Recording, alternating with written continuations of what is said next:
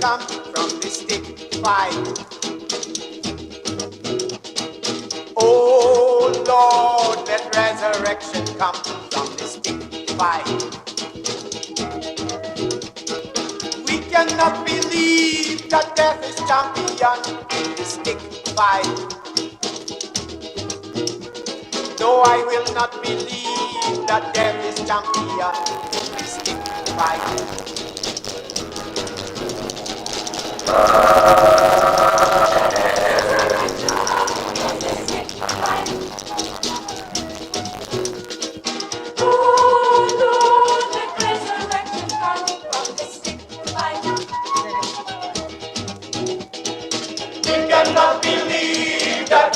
Champion in the stick fight. No, I will not believe that death is champion in the stick fight. Oh Lord, let resurrection come from the stick fight. Oh Lord, let resurrection come from the stick fight. Not believe that death is champion in the stick fight. No, I will not believe that death is champion in the stick fight. Great, great, great. Good vibes. Good vibes. Yeah. Thank you very much, our assistant tech there, Mr. Emmanuel Solia, for giving us that song. Welcome to the world. Welcome to this, what is really a celebration. You know, this is 50 years since the first staging of the Joker of Seville by Derek Walcott. And here in the Caribbean, in Trinidad and Tobago, in St. Lucia, we are celebrating. We are celebrating a very important piece of work. And I'm really pleased that I have with me people who have been part of the building of that work, of that tremendous theater performance that happened over several decades, several times, in several spaces. And I'm speaking of no other than a couple of people that you will hear their introductions in a while, and I'm sure you can see their faces. Some of them are very well known. All right, so I am Dr. Travis Weeks, and I am going to introduce my co-host. I'm very, very happy for her help. And I'm talking about none other than Miss PattiAnne Ali, who is now an adjunct lecturer at the Department of Creative and Festival Arts of the University of the West Indies. Of course, you would know that Patti was a former actor of the National Arts Theatre Company of Trinidad and Tobago. I saw in a couple of plays. So we're really happy to have her here now assisting us. Welcome, Patti. Thank you very much, Dr. Weeks, and allow me to return the favor. Dr. Raymond Weeks is a lecturer of theatre and the coordinator of the theatre unit at the DCFA UE. He is also a playwright, director, poet, and critic. And we both want to welcome everybody to this very exciting, momentous, and influential occasion. We're so glad that you're here with us. Absolutely. And of course, the highlight of this discussion is when we hear from our very esteemed panel just in a few moments. But I just want to say this. I want to say, just give a little background about the Joker of Seville. The Joker of Seville was commissioned by the Royal Shakespeare Company through its literary advisor, Ronald Brydon. Walcott was asked to write an adaptation of Tirso de Molina's El Burlador de Sevilla. In his introduction to the 1978 publication of the play, Walcott expressed his response to the request. He wrote, "Without knowing Tirso's speech, I felt a contemporary, provincial, and immediate enthusiasm for this play because of Trinidad. The wit, panache, the swift or boisterous elan of his period and of the people in his play are as alive to me as the flair and flourishes of Trinidadian music and its public character." According to Bruce King, in his book entitled Derek Walcott, The Caribbean Life, the Joker of Seville opened on 28th November and ran to 8th December at the Little Carib Theatre. That would have been in 1974. It would be revived by the Trinidadian Workshop during 1975 and have the longest run of any play in Trinidad at that time. so we can understand the impact that play had in the 70s and beyond as we come on through the ages. We have with us who's going to open the discussion, the presentation, at the Caribbean Studies Conference in St. Lucia in June this year. I met this academic, this Spanish academic, Dr. Concepcion Mengibar, who was very, very fascinated by Walcott's work and the Joker of Seville. And so we had a good discussion. She agreed that when we do have a discussion here at the CFA on the Joker of Seville, that she would like to make a contribution. So I'm very pleased to have her with us. And at this point, what I'd like to do is to ask Mr. Emmanuel Ansolia, if he can please just run the introductions of Dr. and the others. Dr. Concepcion Mengibar has a PhD in Caribbean drama from the Universidad de Jaen, Spain, 2009, and a master's in documentary photography with the La Bassad School of Design, Barcelona, 2022. Her doctoral thesis, which had a chapter on Walcott's play The Joker of Seville, explored the use of myth and representational imagery in Caribbean theatre. As an experienced specialist teacher of English as a foreign language, she heads Jaen, La Escuela Oficial de Idiomas, the official language school of Jaen in Andalusia.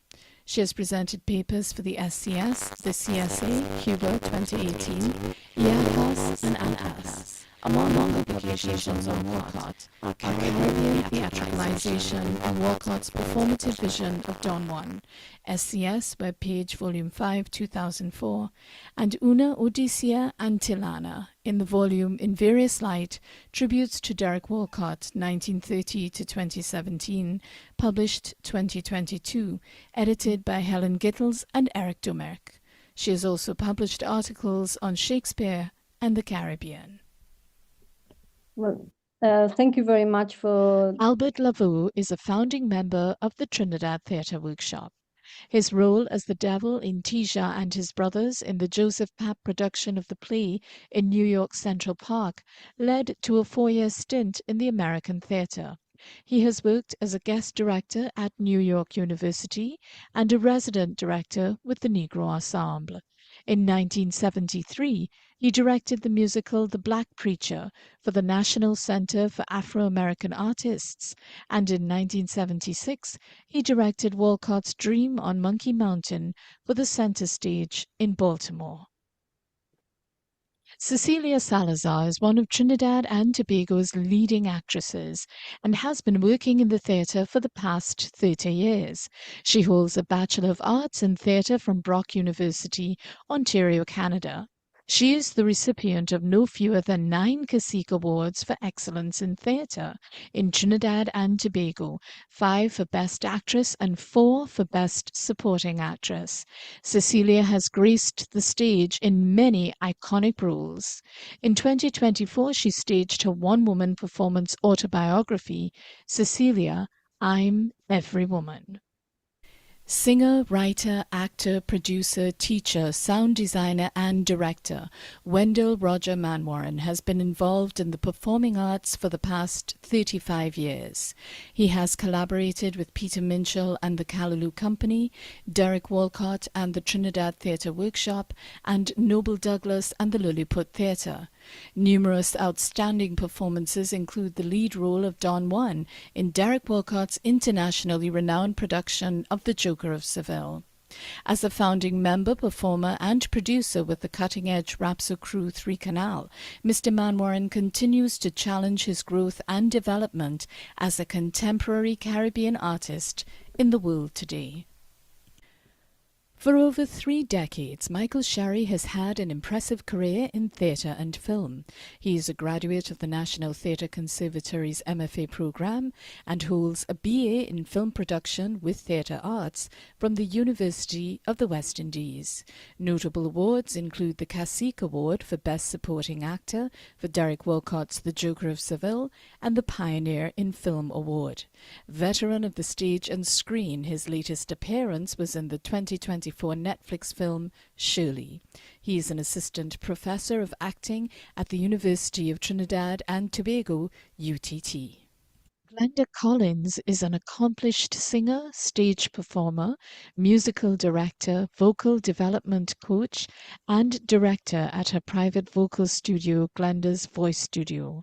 Glenda's vocal and musical training and her industry experience encompass a generous exposure to groundbreaking productions and fascinating people, both local and foreign, such as Derek Walcott, Peter Minshall, and Geraldine Connor.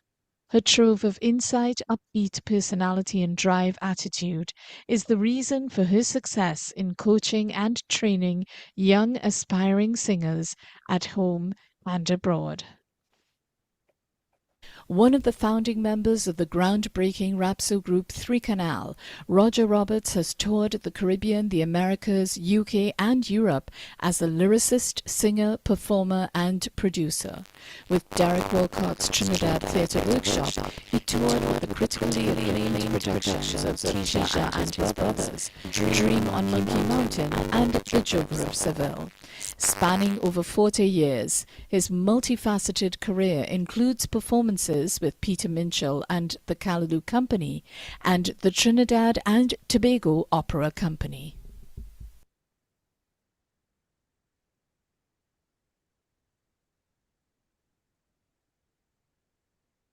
Thank you very much, Emmanuel, for that these introductions there. All right, good.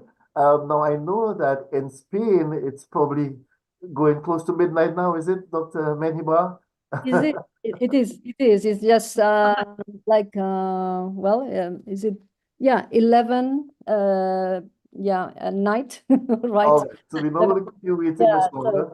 We're going to ask you to please go on with your presentation on the Joker of Seville. Thank you very much for inviting me, Dr. Weeks. Okay, and it's a real honor and pleasure to be here tonight here in Spain.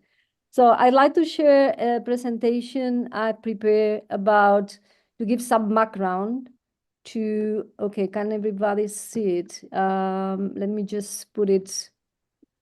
In the presentation kind of thing. Just a sec. Okay, yeah, right. So the thing is that I would like to enhance it.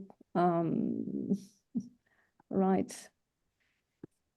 Okay. Well, you can see it, but I like it to expand it.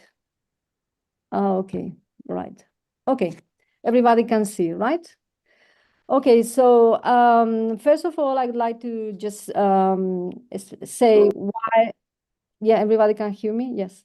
Okay. So first of all is I was working for my thesis on All Meets Anew. And when I found The Joker of Seville by Walcott, I was fascinated because as a Spanish person, Spaniard, I was really interested as this was supposed to be a translation by El Burlador de Sevilla. El Burlador de Sevilla is created by Tirso de Molina, although the authorship of the play is in question. But let's say that usually it is supposed to be by Tirso de Molina. This is from the Golden Age in Spain. And what the Burlador, what Tirso de Molina does is to create, to put together two legends, two medieval European legends together. One is the one of the philanderer, the man who goes after women, seduce them and everything. And the other one is the guest stone. So it has, El Volador de Sevilla has two banquets usually. But what happened is that in the 16th, 17th century, he created what it happened later as a tradition, especially European tradition at the beginning. So there was Don Juan in Commedia dell'arte. There was also Molière, who created his version of the Don Juan. And also there was this mainstream Don Juans from the northern of Europe, especially by Hoffmann or for example, other people, that would have this vision of a more romantic kind of Don Juan more as a thinker, than a philanderer, although also had this kind of role. However, the version that is more known in Spain is not really El Burlador de Sevilla, but Don Juan Tenorio. That was a 19th century version created by Zorrilla, and is performed usually the 1st of November, the day of All Souls Day. So Walcott, what does is really to take not only the version by El Burlador, but all this tradition that it was about the Don Juan. Just this a little bit of these photographies, just to make sure, to show you that the Don Juan character is well known in Spain, despite being, from Zorrilla or from El Burlador de Sevilla. So here you see, for example, it's a metro station in Madrid. It's called Tirso de Molina. The statue is from Seville. And Lope de Vega, who also in the Golden Age wrote this Arte Nuevo de Hacer Comedias. So Tirso de Molina, or the play El Burlador, follows a new trend of creating plays in the Golden Age at that time. But also, let's consider that Walcott was not alone. It was not something that he just created out of the blue. The interesting thing for me is that also at this time, let's say about pre-independence in Trinidad and Tobago, Jamaica, there were many artists that came together. One of them, very interesting, as you know, is Errol Hill. He created this mandate for a national theater and created this stage based upon the carnival as it was played in Trinidad and Tobago. Walcott didn't follow concretely this kind of stage approach, but I'm sure that they discuss a lot about carnival, as there are many carnivalesque elements in the play, the Joker of Seville, that he created. What I mean with this picture is just to mention that it was just a very interesting time where a lot of intellectuals, philosophers, artists came together trying to create things differently, or a tradition that started with them in a sense. This is about Miguel Narro's play on the left, that is about El Burlador de Sevilla. Was created in 2003, and images that I have taken from the book by Bruce King, that is the first time that it was played in 1974. Basically the structure of the play is very similar.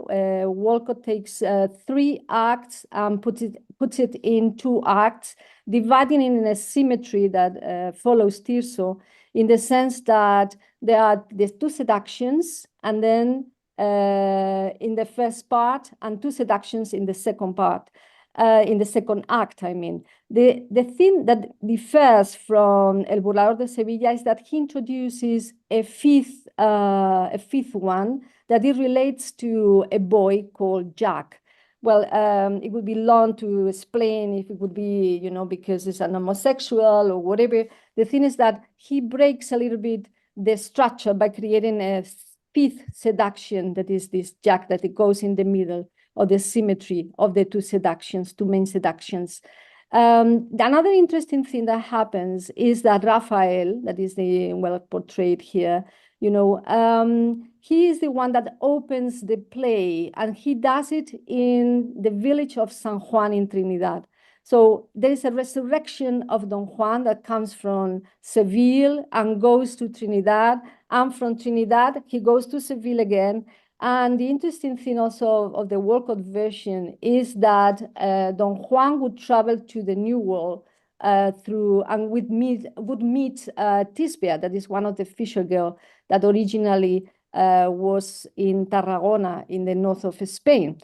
Another interesting thing is about this idea of the circle in the play that is very, very Caribbean, and it would be follow in many other plays, with the idea of the stick fighters, the swords, the men of sword in the traditional Golden Age become stick fighters. And there's also a kind of a lot of stereotypes related to Spain, for example, the bullfighting, the bulls, you know, whatever.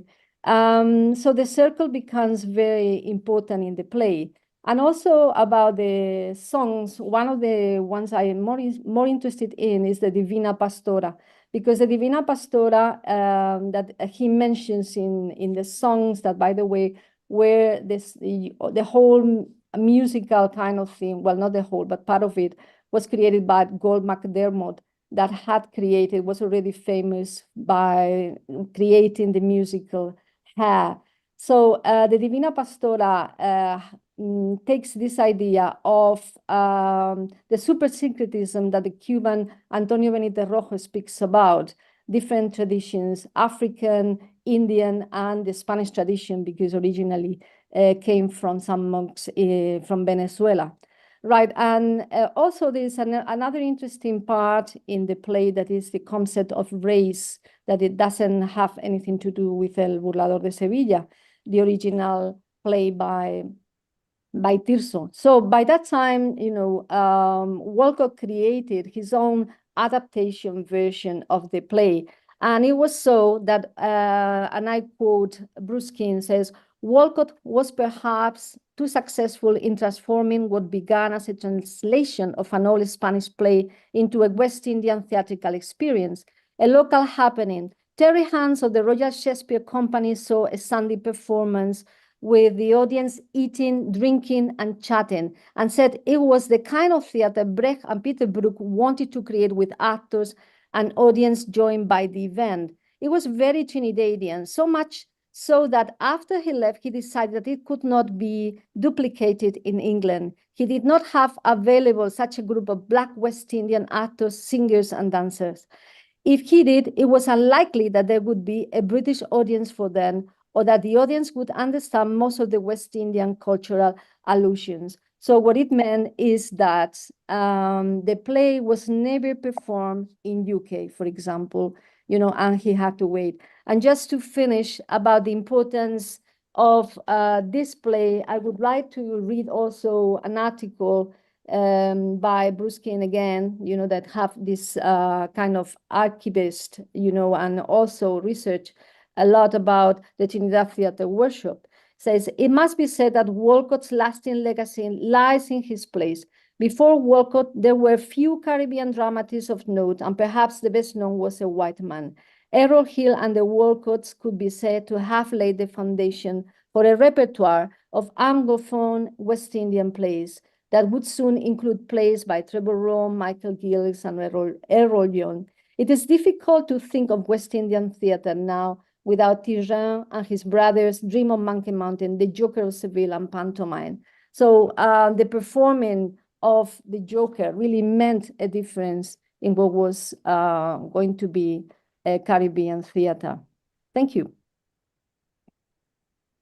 Thank you, Dr. Mengibar. Well, you just rationalized for me why Joker is certainly a theater classic of the Caribbean. Thanks a million. Right. So, okay, thank you. Great, wonderful. Stay with us. We're going to go to the performers, to the actors, those who really went into the meat of the work. But we will engage in conversation and discussion. And I want to come to Mr. Manwarren, to Wendel Manwarren, who had the most exciting role, I think, in that production, playing the stick fighting champion Don Juan, the real general in there. You know. We've followed Wendel over the years and see he's really done a tremendous amount of work, particularly in Walcott's plays.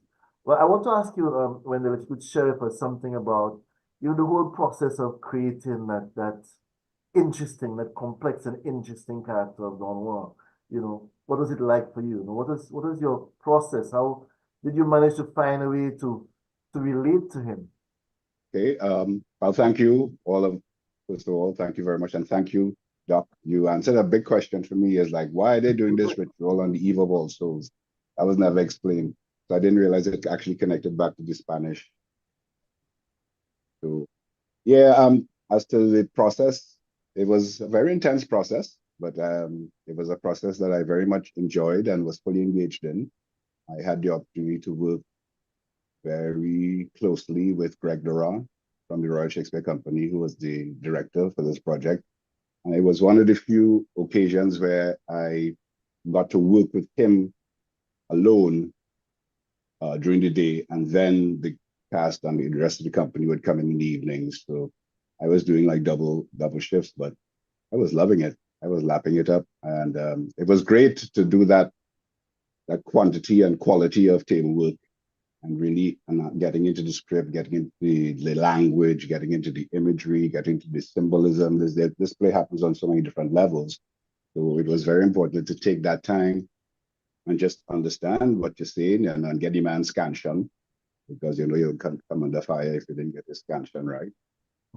Just to get all the technical things out of the way so that you could just make the role come alive. And as to, playing Don Juan, of course, that was a joy. It was a thrill.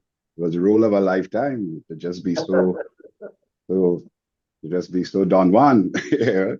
I mean, from the time he enters the piece, he just declares who he is and what his mission is, to use women and abuse them. That's not very politic these days, but he did it with aplomb. And he made no apologies for it. And I relished the opportunity to just, sink my teeth into a role like that. You don't get a chance to be that off the charts in terms of narcissism and grandiosity and not really caring about what happens and just having fun. That was his idea of fun had deadly consequences along the way. Yeah, but engaging with the female characters, and you had different female characters, and of course played by different actresses. Can you share with us some of the approaches to working with the different female actors at that time? Well, fortunately for me, they're all good friends. Good friends, good colleagues. We've known each other for a long time. Respect each other, love each other. I mean, Cecelia, that's Mirelle Horse, and Glenda, and Leslie Ann, and Leah Gordon, peace be upon her, and young Jack, what's her name again? I spoke to her just the other day. Old age catching up with me. Alicia Saldana. Alicia, yes, Alicia. No, from the POV of the actual doing the work, no problems. We did the work. We did what we had to do. From the POV of the character, well, then there's a whole next story, I mean, all the women responded differently to what Don Juan was bringing to the table. I mean, one of my absolute favorite scenes is with Tisbia. It brought the house down every single night. And all the scenes are wonderful to, the level of intensity and little exchange. And these exchanges were not long for the most part. The longest one, I think, would have been Tisbia and Aminta. That Aminta scene is something else. And by then he's into a whole next level in terms of what's going on in his head. But that quickie with Isabella right at the top of the play was, just fun and sport. And then he jumps down and he has this duel with, the guard and his uncle. And you get to realize, for me, one of the big joys in this production and Walcott's work is how funny it is, how much humor is packed in. And a lot of people, just go for the seriousness. But Greg, I remember in that scene with the guards, he really wanted to go for almost a cartoon-like quality. He wanted to just do it big and have fun. And I think we took that on board to a great degree. So that when it counterpointed the really intense, serious moments.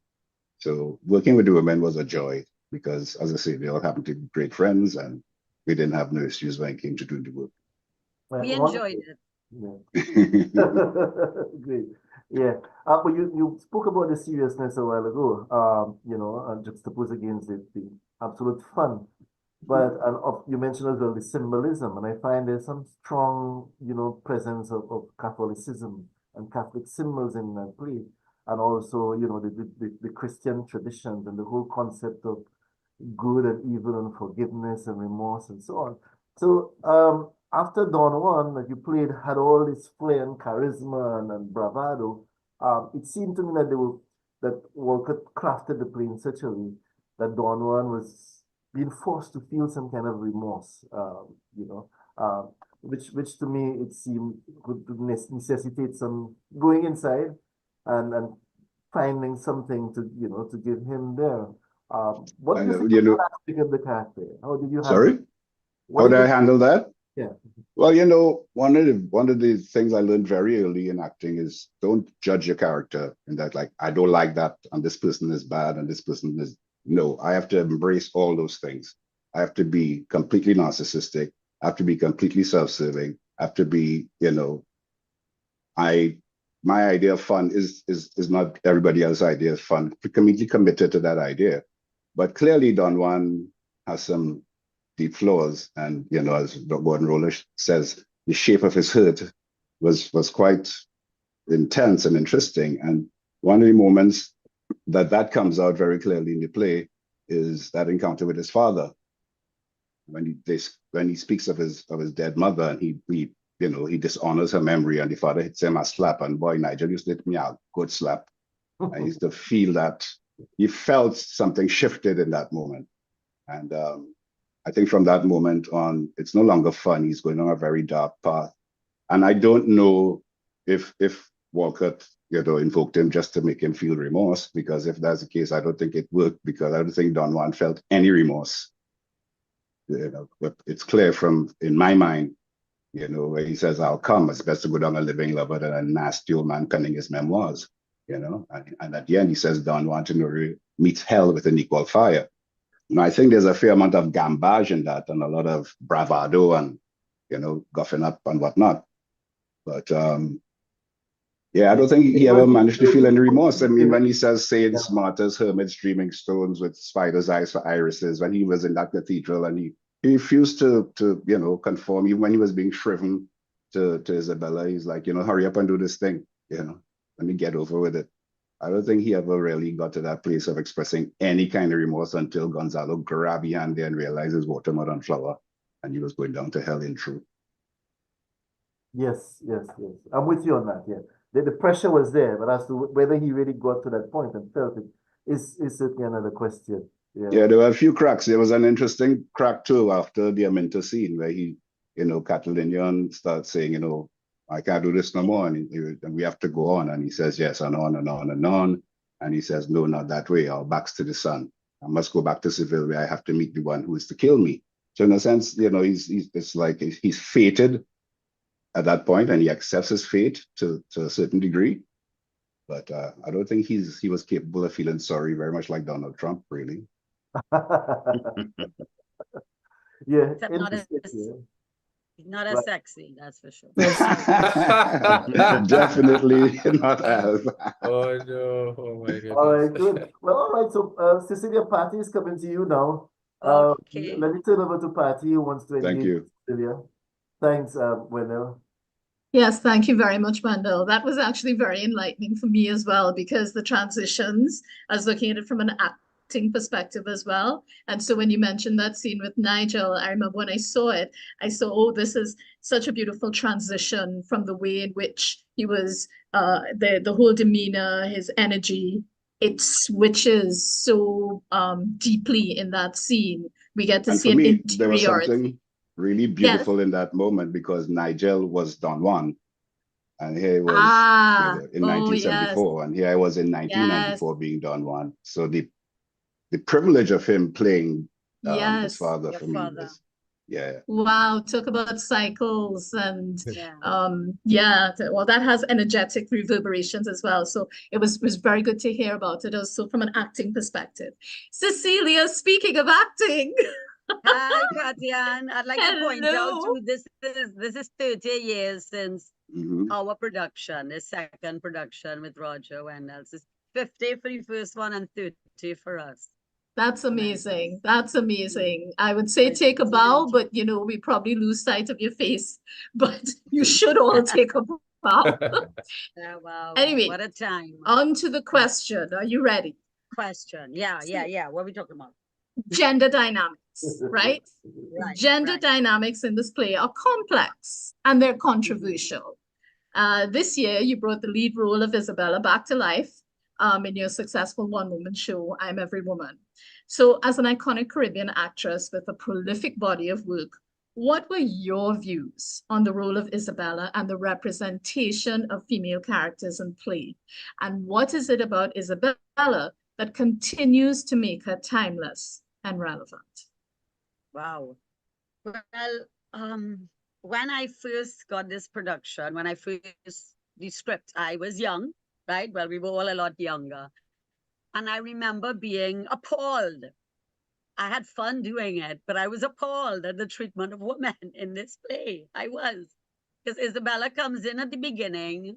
She starts off the play undressing, and she sleeps with Don Juan by accident because she thinks it's Octavio. But I mean, she's hot and ready, so this is how I see it. I'm not, no remorse. But she gets sent off to a convent for a year. And they maneuver his escape, and he gone. I mean, it's true they were looking for him and may have killed him if they found him. But he ran off to do more adventures. And I always thought it was so unfair. And then at the end of the play, I am not in the play at all. So not only is the character, but the actor doesn't get to develop that character. I just come back a totally changed woman. So to me, that was a lot of work. You know, in some plays, you see the characters progress. Okay, let's say in Miss Miles, oh gosh, you see everything, right? You see how she gets where she is. So that was a lot of work I found to come back with a monologue on page 63 from page 8. So I always found that was not very, you know, balanced for an actor. And then all the other actresses, you know, their character, he takes advantage of all of them. But coming back to it so many years later, I've never let go of that monologue, which is why it started my one-woman show. Every opportunity I have gotten, I have worked on it. So it's been a workshop for my life, that monologue, right? And when I did it, I remember working with Greg, and I remember not feeling like I never felt like I got it. You know, that divine dissatisfaction that actors go through. I always felt there was more that I was not grasping in Walcott. And I spoke to him about it, but he couldn't really, I don't think, verbalize it to me, what he was trying to say in it. So I did it with Helen Camps in a workshop, and Helen Camps made me crawl on the floor and beat up the floor and, you know, really express the whole monologue. And I thought, well, no, I'm not going to do it. So, but it was a good workshop. And then when Stella Adler came to Trinidad, they wanted us to do Shakespeare. And I said, could I do Derek Walcott? And they were like, of course. And that professor, I can't remember his name, he said, you just have to let the language speak in Walcott, just like Shakespeare. It's all in the language. You don't have Andrew to do Wade. anything, just, huh? That was What's his Andrew name? Wade. Andrew Wade. Andrew. Yes. So let the language speak and just be, and let the words come to you, you know? And now that I come back to this script so many years later, I see power in Isabella that I didn't see before. I mean, when they condemn her, she doesn't back down. She says, okay, look, I pull it from the script here because I didn't know these lines. She said, a woman, yes, that was my wrong. Born to this privilege of derision, ordered to keep a civil tongue, locked in its civil ivory prison. When she's submissive, she's a wife. But when she contradicts, a whore. Silence will simplify my life. Silence will be my husband now. Silence as white and cold as snow. I cowl my body with this vow. A silent wife, a silent whore. For woman's sake, I'll speak no more. And she was silent for a year.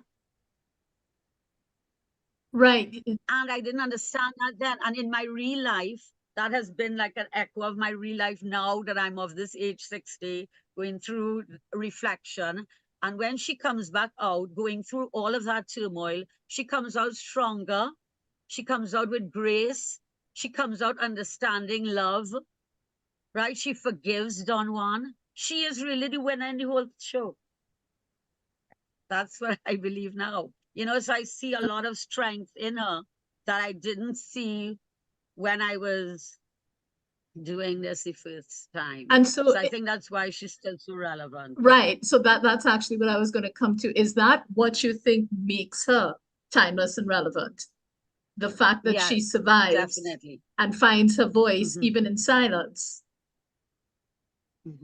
And when so it's the journey of all of us. It's the journey of my life. I see it echoed so strongly in my life now that I could do that monologue now and understand, having gone through my own turmoils, you know.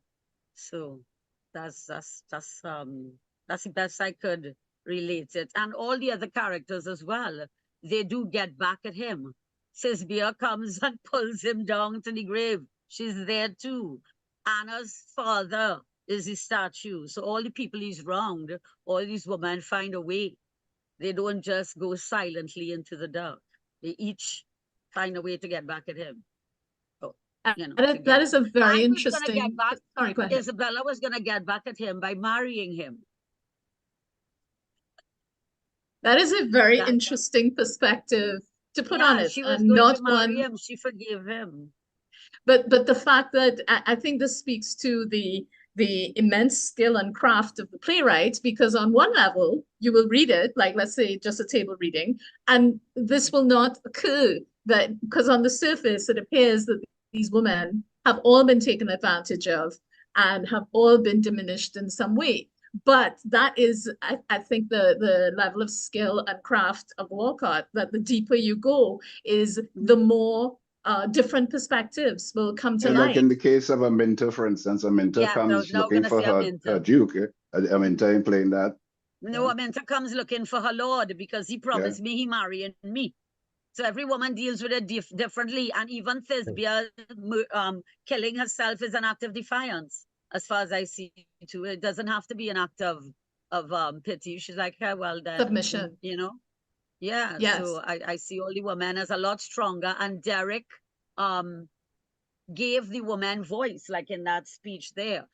I mean, he gave Isabella, you know, things to say that meant something. And at that time, even so, the whole society and the Trinidad Theatre Workshop, everything was patriarchal.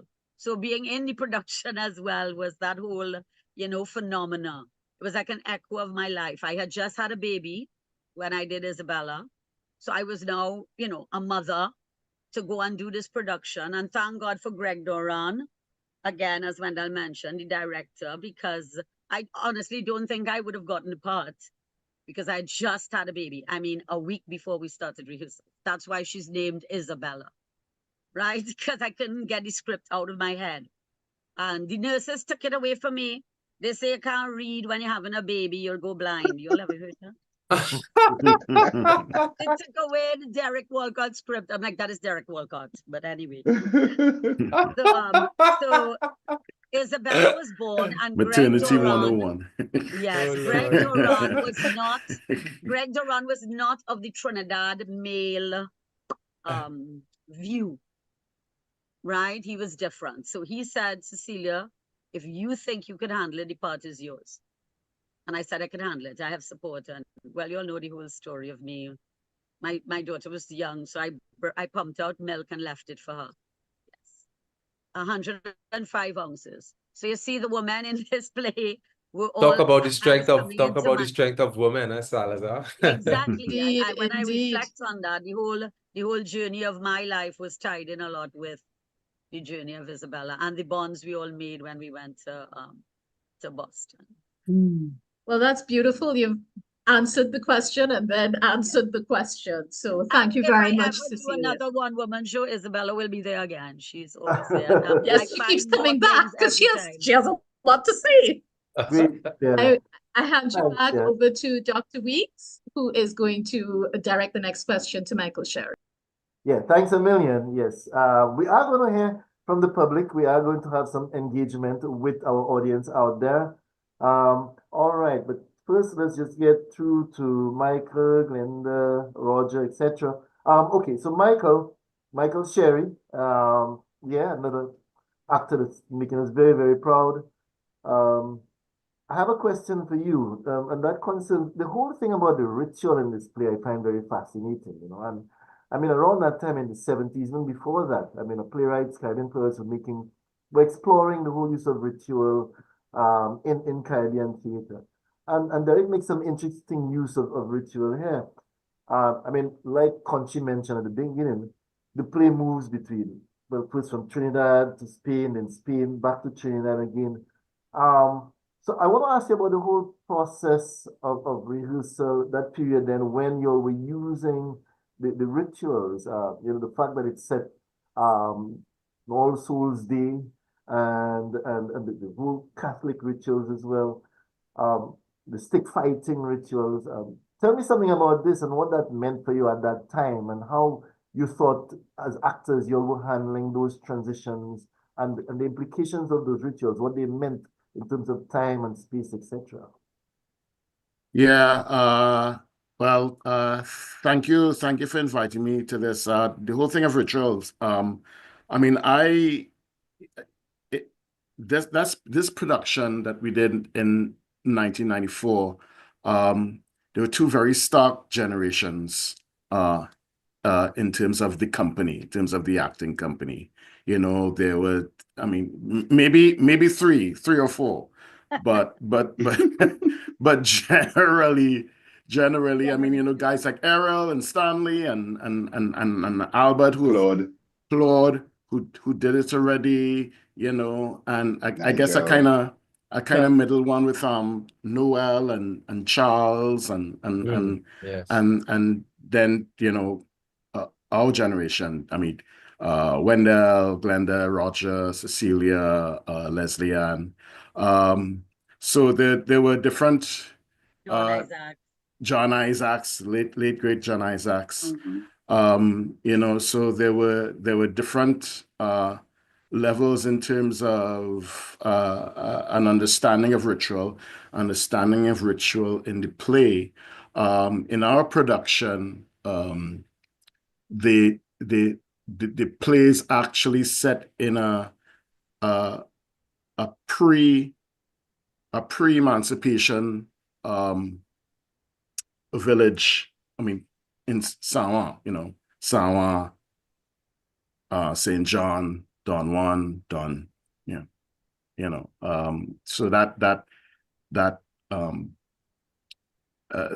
parallel between St. John, Don Juan, Don John kind of thing, right? And it starts off at ritual, because the members of this community, of this village, this pre-emancipation village, or if it was post-emancipation, it was like probably just after emancipation.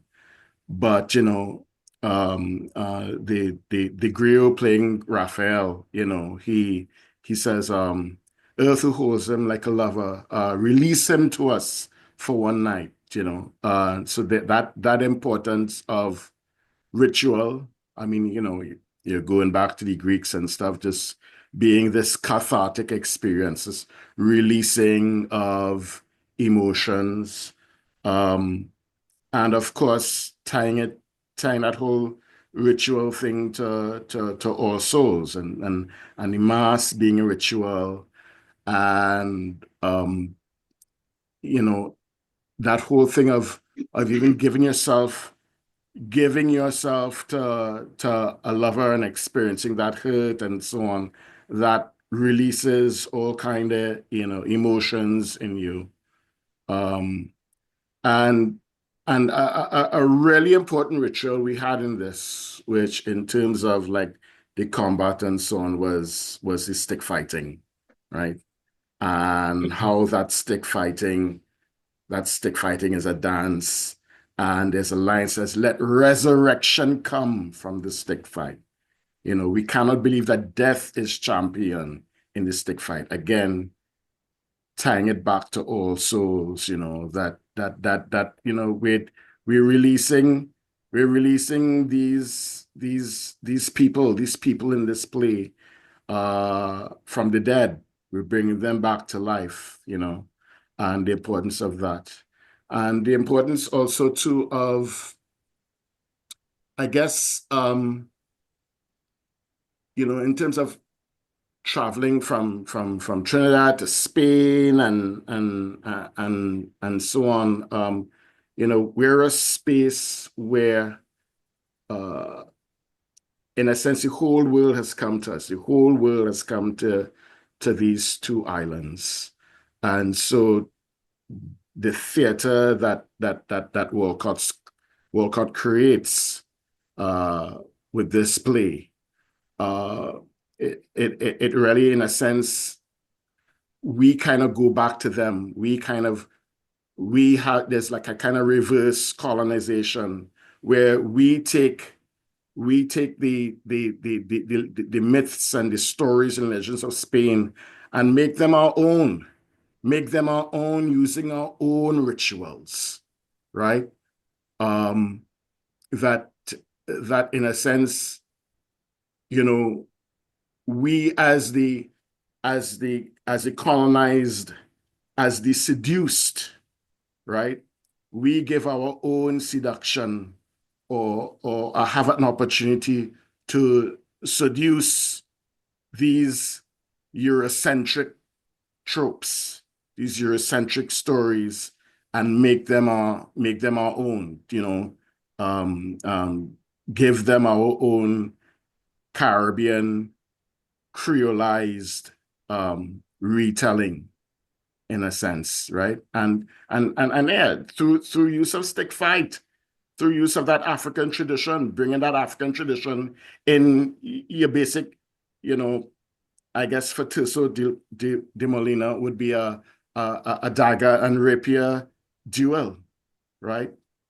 And the importance of, again, the circle, the whole thing about ritual is that circle, that gael, and the things that we're supposed to do in that gael, right? And for us, it was really eye-opening. It was, you know, that we were able to see what the power of that ritual was, you know, the power of the ritual of Raphael bringing the thing to life. The whole the set was a circle in this village, you know, where we recreate this legend that cannot grow old, right? And that's the thing about recreation as well too. It's a circle. We come back to the origins, right? We take what we know of that origin and bring our own particular flavors and spices to it, and, you know, turns it into something new, turns it into an understanding of women and freedom and that whole thing, that whole freedom that seduction brings, or you know, sexual activity outside of the confines of respectability of the time, you know, respectability of the church. And, you know, Isabella has an assignation with Don Juan, and then she's sent to a convent, and you know, Octavio getting horn and having to go to the cool valleys of Santa Cruz, and having this experience with La Divina Pastora. And we all know the ritual that's around stuff like La Divina Pastora. We all know that, and how that frees the person, you know, how that frees that little red bird in your cage of ribs. Tremble, tremble, and wait. And you will come now. The sky has no gate. The open air is your temple. Every heart has a right to its freedom. Every heart has a right to its freedom. So I would say that ritual and transposition from here to Spain, to wherever, to the port of Lisbon, you know, the last shore, Catalonia, before we are free, right? That's what the ritual does. It frees you. It frees you from the confines of, you know, what I guess Tirso de Molina and Derek Walcott considered, you know, respectable, and things that caged you. Yeah. And even if I want to add to the stick fight motif, because it's fundamental to the story, and this because Don Juan is the champion stick man. You know, he proclaims himself to be this. And they're talking about whether it's pre or post, and I believe it might be just post, right? The stick culture, that warrior culture, was fundamental. And this, one of the things that is also being presented in this is the idea of the court and the hierarchy and honor and chivalry. One of the things that really irks Don Juan is this idea of honor. You know, Isabella has to pay a price, and he really gets in the way of doing the honorable, chivalrous thing. But he's also a knight, because it occurred to me, but wait, no, why didn't string you up a long time? He get away, he killed a man and was sent off to exile because he's a prince. And he was using that privilege as well. That was what afforded him to be above it all, in a sense.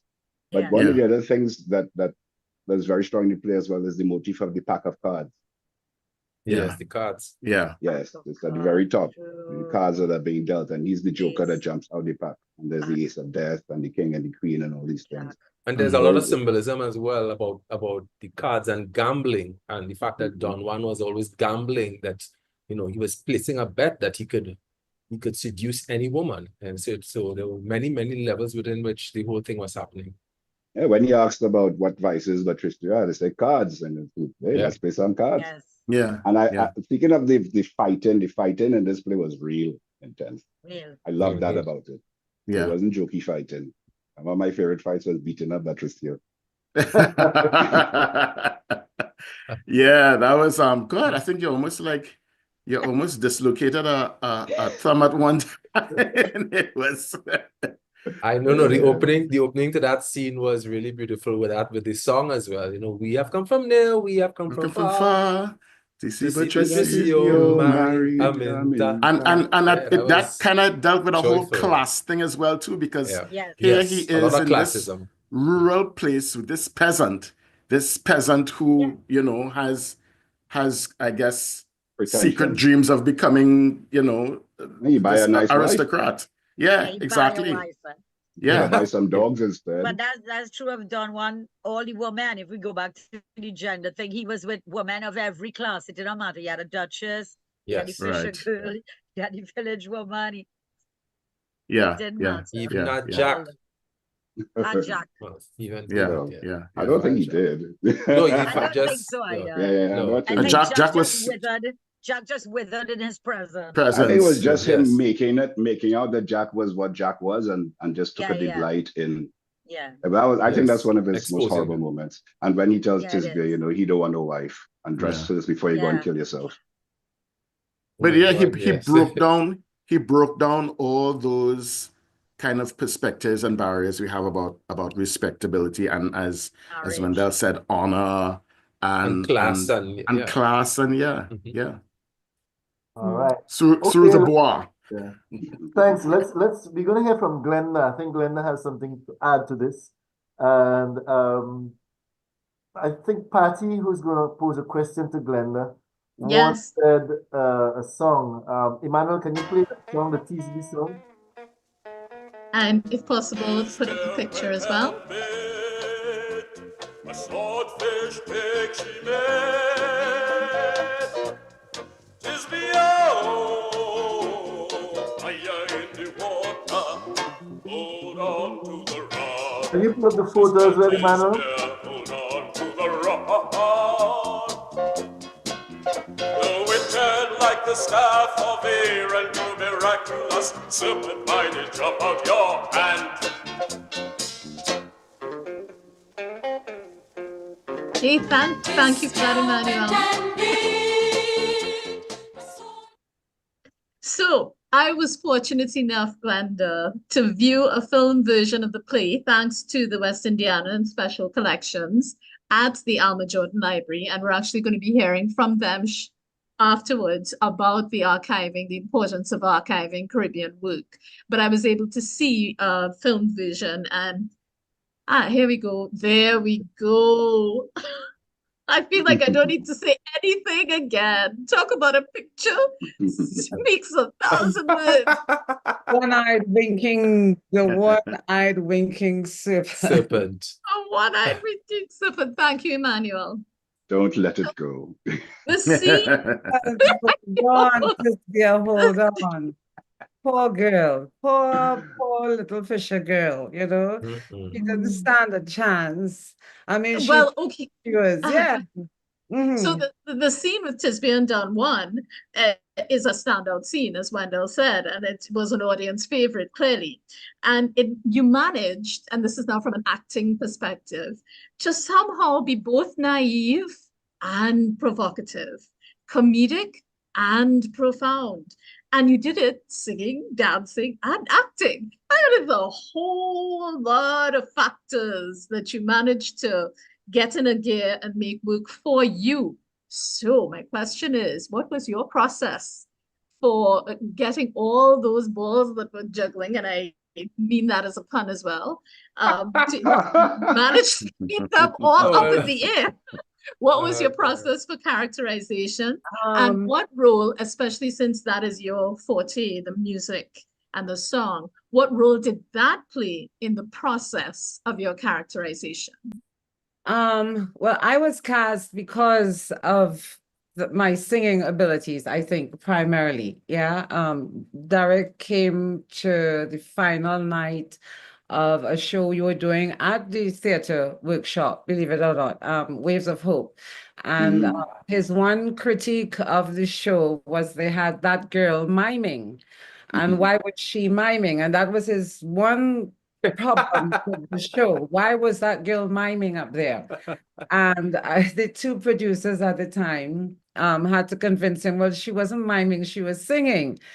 And he said, well, yeah, I got to meet this girl. But anyway, he came backstage, because a long story short, he came backstage. I had to then sing for him backstage, having come off the stage, singing to all prove. Night. Yeah, to prove that I really was singing. So because you asked the question how I prepared for the role, and I think I was typecast. At the time, I had been singing with the Trinidad Opera Company, the Light Operatic, and I was a young soprano from Mova. That in itself was a little bit for him. And you from over, yeah. And he said, so how does that work for you? I said, well, you know, you just hear them passing by.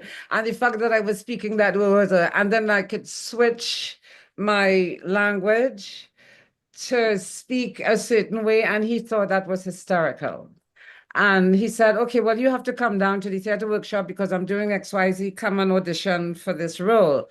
And I got the recording. I got a recording from Albert, and I got the script, and I went home for the weekend, and I had to prepare the monologue, that she entered with. But more importantly, I had to learn that aria. In from the darts of Cupid's bow, I tis me am immune. Still bright is my unblemished brow as the unblemished moon. And I had to go back and sing that song like in 2 days, and that's how I got the role. And I think Michael was talking about there were 3 installations of the Nobel laureate cast, and I was a Tisbe that had 2 Don Juans under my belt. Wendell and firstly Nigel. So I toured 2 years with Nigel as Don Juan, and then I did, I think, another 2 years with Wendell as Don Juan. So, but I think I was typecast. I was naive. I thought I knew it all. I had this talent that I could sing anything in front of me, and Derek thought I was funny. So that's how I got in there.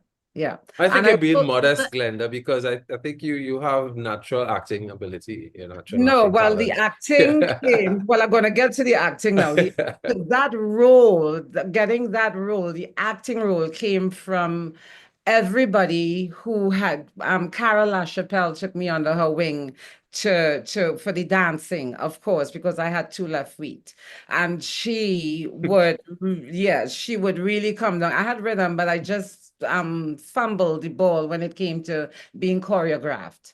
And then Albert and Sonia Dumas really coached me on the character, that I had to be comfortable enough in my skin to be vulnerable enough to play that Tisbia, yeah, who she was, yeah, that fisher girl who had grand aspirations of, I'm not Nausicaa, that shell gathering princess, she had grand aspirations herself, as I did at the time. So to marry the two, yeah, was incredible. Yeah, yeah. But I had people around me who really, really coached me well. Albert, Errol Jones, oh my God, we had Errol Jones Grill and Bar on tour, and he would say, Glenda, let me tell you, Tisbia, when she was in that role, and Stanley Marshall and Claude, all of these men really knew who Tisbia was. They had gone through their installations of her too, and I had to learn on the fly too. I didn't have I didn't have the I think we all did, all of us coming in at the time had to really dig deep, and it was hard work, and it was endless hours of work, and you had to go home and work on yourself and come back the next day and present, what you had worked on, and it had better move from point A to point B by then, so yeah, it was a lot, PattiAnne. Well, it is a masterclass. It is a masterclass in the perfect storm of everything coming together beautifully. Yes. And added to that is the incredible chemistry between you and Wendel, because, it wasn't a one-sided scene by any means. So that was also a testament to the incredible chemistry between the two of you. You know how incredible that was, to go from Nigel, who had done it from inception and who had his interpretation, and then to go to Wendel, who I had known all my life, and we've worked together on stage and had in the opera company and the one with Belvedere, Guys and Dolls. Guys and Dolls, right? Guys and Dolls, and so we had been partnered together in different productions before this, and so that helped. But because he was such a nasty character, and he had to be really, really mean, and he said, you can't take these things personally, but you have to in order to play the role. And so there were times that you couldn't separate the two. You were really that in that rehearsal to do me when tears, and then but to pull him down into hell also gave me that satisfaction of the catharsis of, okay, yes, I get you now. So it was written that you were abused, but you got some catharsis in the end to get, I don't want to say revenge, but to be appeased that, yeah, it was something, you got something out of it. Yeah. I think the language in that scene too was quite exceptional. The exchange between the two. The two, I had to change, I often, and it's in hindsight now, I realize how schizophrenic I had to be. To play that particular role, because she was three persons on that stage in that one scene. There was Nausicaa, there was Tisbia, and then there was the actress trying to get all of these people together, and she would pop out in different characters each time. And but I learned the role actually, PattiAnne, from just sitting next to Derek, having the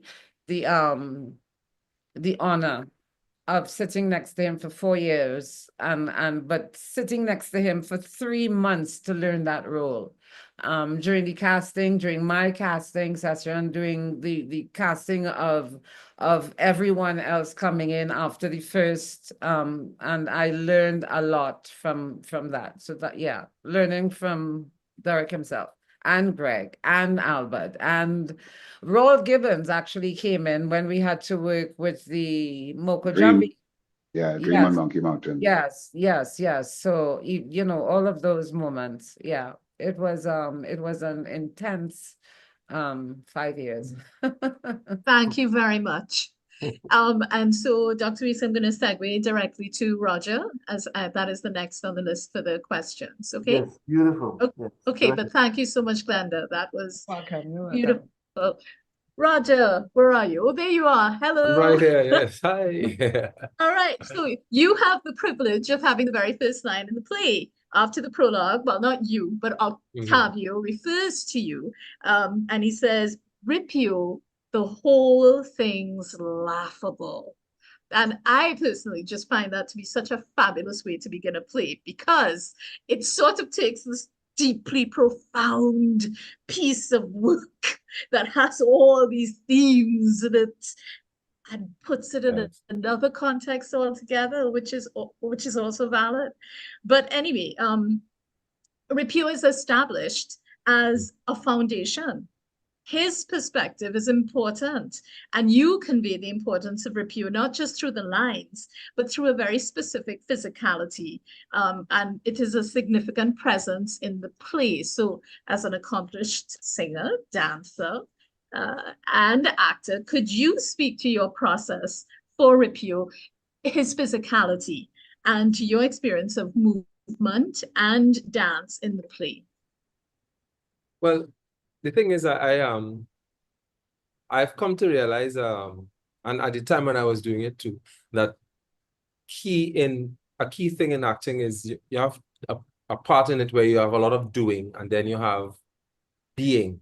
So it was a process where we had to literally forensically go through the script to develop the character, to see what the relationship was between himself and Octavio. I was Octavio's servant, but I wasn't just like his servant. There was a bond and a relationship between them. So there was a kind of a forensic examination of the script to see what aspects of the character you could pick up on and develop that. So that was a lot of work in terms of on a mental level, and then on a physical level, you have to prepare your body. So there was a lot of work in stick fighting, in learning to dance, in being actually physically fit, so that when you get onto the stage, your body becomes the instrument that will tell the story. And so it was that. And then after doing all of that work, then you just have to literally open yourself and let it be, let the whole character come alive. But there was a long, long process of, because in that opening scene, it was a small scene, and then Ripio and Octavio disappear out of the scene and they come back much later on. So there were moments there in the piece where you're not on stage, but your character is one of a significant support to this larger figure of Octavio.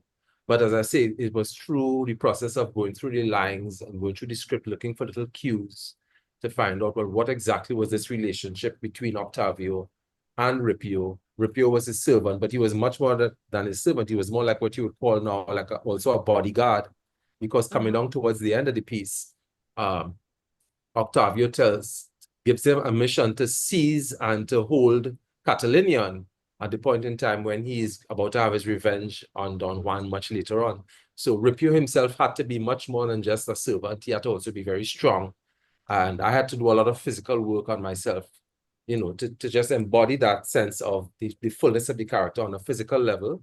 And also, just finding that delicate balance between doing and also just being. There's a point where you have to stop thinking about the character and just let it happen. And each night, release what happened the night before and come again and just be open to whatever happens on stage. So it's a fantastic experience, and I think we were really blessed to have been included in this batch of actors with the Trinidad Theatre Workshop, also joining hands and linking up with the older generation and learning so much from Errol and Stanley and Claude, and working with Derek Walcott and working with Greg from the Royal Shakespeare Company. There were so many streams coming in that there was a lot of information and there was a lot of energy and coming from all these disparate elements. And, so it was intense. And I think that thankfully I have had some experience in singing from the opera company, from the Belvedere Choir. I performed in Guys and Dolls. So I had a sense of the type of work that you need to do to prepare your voice as an instrument to be able to carry the song. And even beyond just that, understanding in Derek's verse that there's music in the lyrics, and tapping into that music, which is very Trinidadian, even though his language at some points in time is very stentorian, is very, you know, Shakespearean, is also very Creole. So there was a constant to and fro, Interplay. yeah, between a European aesthetic and also a very local aesthetic, you know. So he says it in pantomime, classical and Creole acting. And yeah, exactly. So you were navigating, constantly navigating these different styles, forms, aesthetics. Constantly navigating. And I mean, really, when you're doing musical theater, it requires all the elements. It requires singing, dancing, acting. It requires being physical, mental, and spiritual. It requires, you know, full engagement, and then just releasing and letting it go and just surrender to the process. Beautiful. Thank you. Thank you so much, Roger, for that. And I'm handing over to Dr. Weeks because we have His Royal Highness Albert Veau. Hey, Alberto. Hey, Al. Hey. And we need to bring him in now. Thank you, Roger. Welcome, welcome. Yeah. Thank you very much, Albert. We're moving quickly because time is going and we want to engage the public. Yeah. So Albert, I'm firing straight at you. Yes. I wonder if you could share with us your roles, I'm saying roles in the Joker of Seville. And if you can speak to us a little about the first performances at Little Carib, Naparima Bowl. You know, what was it like at that time for the performers in that play? What was the audience's response, you know, to the play at that time, you know, in the 1974? Can you share with us, please?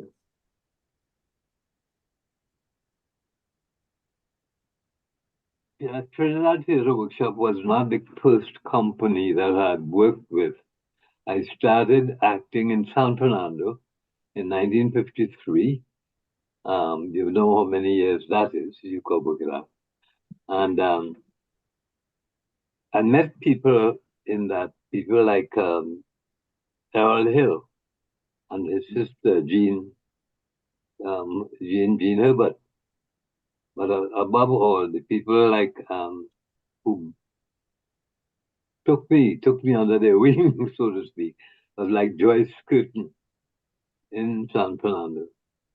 And one of the first plays, as you asked, that in which I appeared was The Prisoner. I don't know if you know, I think it was a Molière. You know. Then we did, the last play I did with them was an O'Neill play before I came to Port of Spain. Coming to Port of Spain, or at least in the north, and working in the north, I joined up with Joyce called Errol Jones, telling him that I'm coming up to Port of Spain to live and need to take care of a friend, a young friend, and so forth. And they joined me up with the company of players. The company of players, we did a lot of local plays, such as they were at the time. And theater, while theater, we were busy in theater, nobody could make a living from it. I don't know if they can still, you know, talk about like theater. But Errol Jones, after he saw me in the first production, said, "Why don't you come to the Carrel and meet Derek Walcott? He's starting a thing there." That now would be 1959. So I went and I met the man, and 59, the first play I did, theater workshop was moving around so much. It was never in one place. We were down in the basement. We were at the Carib. We were in the Zoo Pavilion. He kept looking for a home, you know. But down in the basement, it had, I think you could seat about 60 people. And if you put your hand up, you touch the ceiling, you know. And after a while, we got a place and where did we go? We were in the zoo pavilion. We used to meet at the zoo pavilion. But Albert, so when did you start rehearsing Joker? Well, 1974 was as the storybook says, is the most important activity in the country. 1974 was the year in which the Joker of Seville was exposed to the public, because it was the idea of the Royal Shakespeare Company in England to have what they called primitive writing, primitive plays, that is, plays in their own language. And somebody, I think Terry Hands and Peter Hall, these were people who choose plays for the RSC, asked Derek, commissioned him to write a play on Boulado de Seville. But Derek, and this was supposed to be a translation of the famous Tirso de Luna play, but he said that he doesn't have Spanish. He doesn't know the Spanish still. So he'd write a play based on the life of this man. And based on the life of one who was the patron saint of a little village in Trinidad called San Juan. And this he did. And this I had gone to New York with a production Derek was doing for the public theater. They get a lot of money from the government to present plays of any kind in the villages and so on, and in the parks. So we had the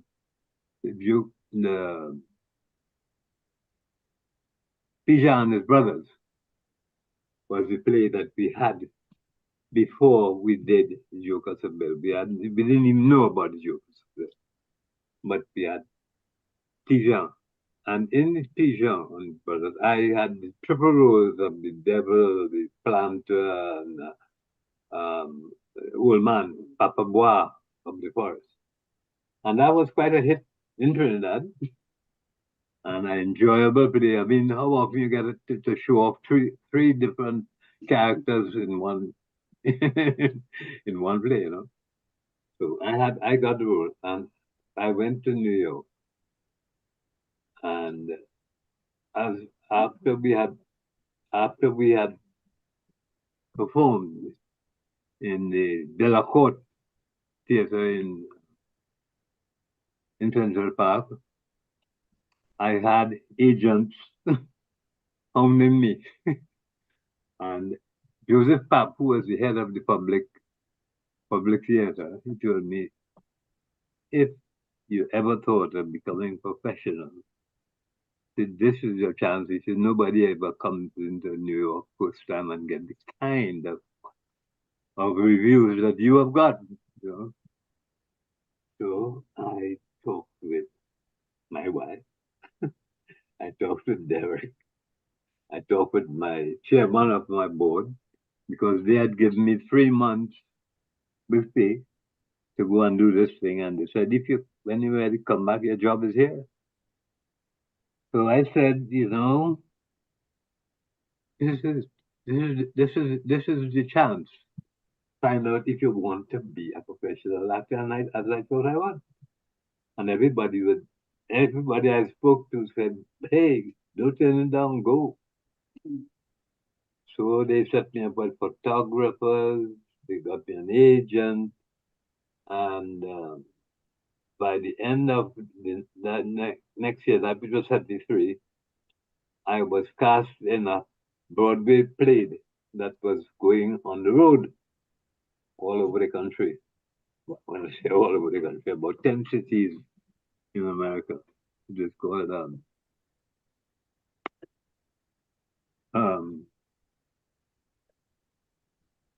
river, the Green River, the African play, yeah. So River Niger. River Niger. There we go. River Niger. Yes. I'm not as young as you guys anymore. So the river Niger. And we traveled up and down. We got to Hollywood. We spent 2 months there. We were up in Chicago, Baltimore, all over the city. I got to see America. And when I read a whole lot of different things. And one of the things that I read that struck me, that I keep with me, is that the definition of a professional. And it said, a professional is one who pursues the highest ideals of his profession. I said, what are your ideals as a profession? I saw lectures by people like Tracy something. And he used to say, if you want to be an actor, learn your lines. No, I mean, they are burdened, as a film actor, they're burdened with a lot of women who come in, they got a sponsor who push them and buy a film for them, and get them to be in the film. But they don't know how to act. Learn your lines and show up on time. So I keep using that. I can't lose it. Yeah. I mean, I heard guys talking about their character, and we all even know lines, boy. I don't remember no lines because I inhabit that place totally when I'm in it. But when it's done, it's done. I'm ready to go on to the next play or the next film or whatever it is. Well, that's me. And every time while I was over there, every time Derek came up to New York and I was in New York, we'd meet and we'd talk and so on. And he was getting a little teased off with the Trinidad Theatre Workshop back here. He says, nobody commits as you have done. That's really alone. They don't commit to the art. So he has to write the plays, he has to direct the plays, he has to find the money to pay the actors and so on. So it came to pass that the Israelites crossed into the West Bank in 1973, and there was a 7 days war. And all the money, you begin to realize that most of the money that goes in theater is Jewish money. And with this big effort in the Middle East, plays that were planned to open that September, plays that were on the road, closed down. Everything was closing down. I still had a job. Joe said, hey, you got a job with me, And I went to the NCAA, which is the National Center of Afro-American Artists in Boston. My sister got me a job there, and I was doing workshops there with a lot of people, whose names don't come to the fore. But I spoke with Joseph Papp, who was my protector, and he said, you know what? He said, you go back home. If you go to the Bernie, they call them, get a ticket and you go. And if anything comes up, things we call them, you come back. Right, Albert. Yeah, thanks. That sounds like coming back home and coming and put what you learned, the experience from the US into the Trinidadian Theatre Workshop would have been extremely vital and important for the runs that in the succeeding years. We want to engage the public, so we want to open up the conference, so to speak, for the public, so that it'll give us as well as an opportunity to engage with them. So stay with us, don't go. Let's let in our audience so that they could also engage with you, the panelists. Emmanuel, our tech, advise me, how do we proceed? Do we just say that, do we welcome? I'd like to welcome the general public who is here with us, participating, assisting, so to speak, in this very important discussion. And I know there are people out there, of course, you know, we can't really have everybody sit on a panel, but there's so many people, and I heard some of the panelists mention names of people who were actually involved in Joker or were involved in one way or another with the theater in Trinidad and who assisted. So we want to welcome you and invite anyone out there to please make comments either in writing or by calling in. Thanks. Right, Patty, my co-host? Yes, indeed. And I know we have Ms. Shavana Sau from the West Indiana and Special Collections at Alma Jordan Library. So hello, Ms. Sau. Thank you for joining us. I wonder if you could just speak to the importance of archiving Caribbean work. I know thanks to the collection, the Derek Walcott collection at West Indiana, the National Theatre Arts Company and myself, we were able to do a great deal of research on the Joker of Seville, seeing the films, looking at the original watercolors. And Emmanuel, if it's possible to put up one of the, or two of the watercolors Derek had done of the set and the costuming, that took the understanding of the play to a totally different level. So could you just speak to the role West Indiana plays in archiving of Caribbean work? Well, thank you for having me. Good afternoon, everyone. So West Indiana and Special Collections, our role really is to preserve the records of the Caribbean, things that have been published and unpublished works. That's the Special Collections aspect of it. So when we look at the importance of archiving, and we are speaking about Caribbean theater here, archiving Caribbean theater is a vital repository of our region's diverse cultural identities. It encompasses the unique blend of African, Indian, Indigenous, European, and Asian influences.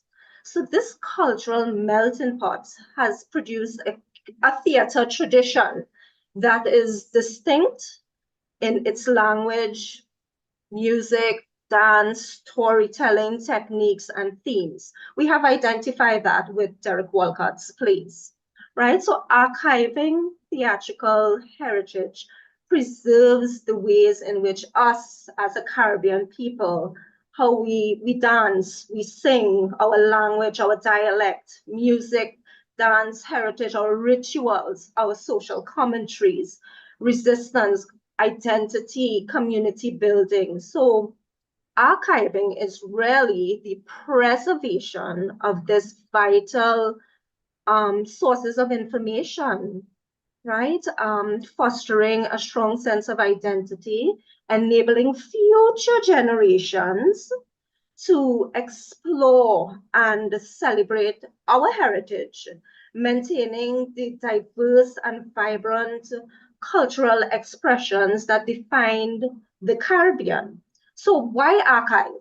For preservation of history, cultural and personal identity, documentation of social and political history, preservation of cultural heritage as an education resource, to benefit all of humanity, to create a sense of memory and nostalgia, to delve into and explore the past, to capture something within ourselves that can be experiential and emotional, that connecting to the past to reveal who we are at present.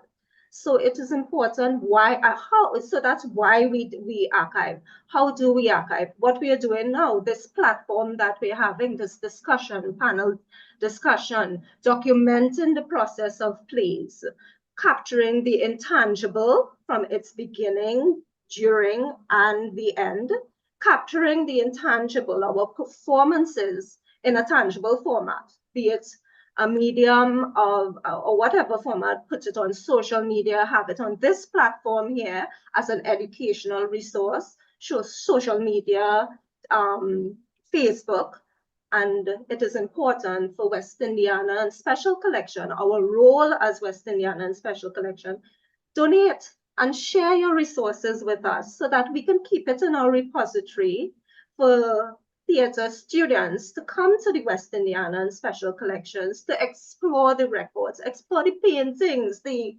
photographs of Derek Walcott. And not only do we have Derek Walcott collection, we have the Kalai Chang, the Batai, that was written by Derek Walcott, and it's a part of the Kalai Chang collection of the Dimashq, I believe in 1965 or so. So we have many collections as it speaks to theater as well. Thank you so much. Did I answer the question? Absolutely, you did, Okay. and you answered it profoundly and wonderfully.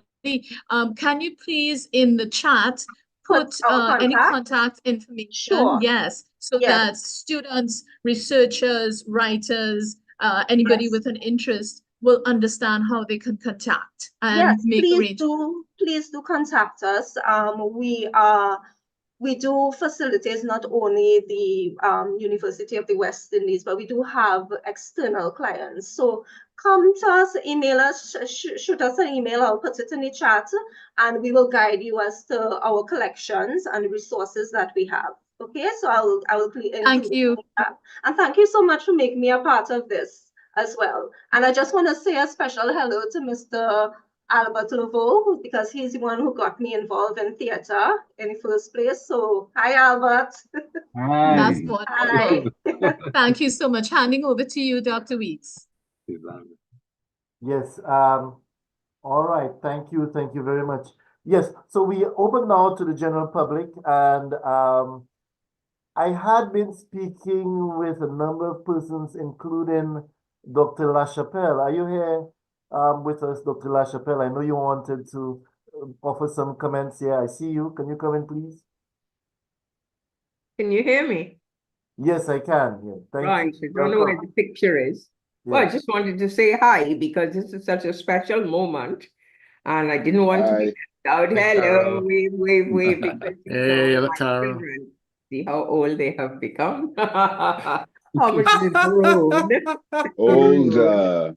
Wonderful, because I start with the 1974 production as with Albert, you know, and it really was the beginning of my career as well, because I just returned from Trinidad, having studied in England, and this was the first production. I walked into Little Carib with Nolene Metive, and I became his choreographer, and Nolene became his wife. And interestingly enough, I think something that people may not ever have heard before was it is at the Trinidad Theatre Workshop that I actually started a dance company. The first dance company that I directed was called the Trinidad Theatre Workshop Dance Company. And I have to say it because, well, I don't have to, but it's thank you, Derek, for the faith he had in me, because I wasn't just doing, his work, but he saw that I could grow into being what I wanted to be. Bit like Glenda, right, Glenda? A little bit more, Cecelia, a little bit more. There you go. So that was really, really special to have been part of that.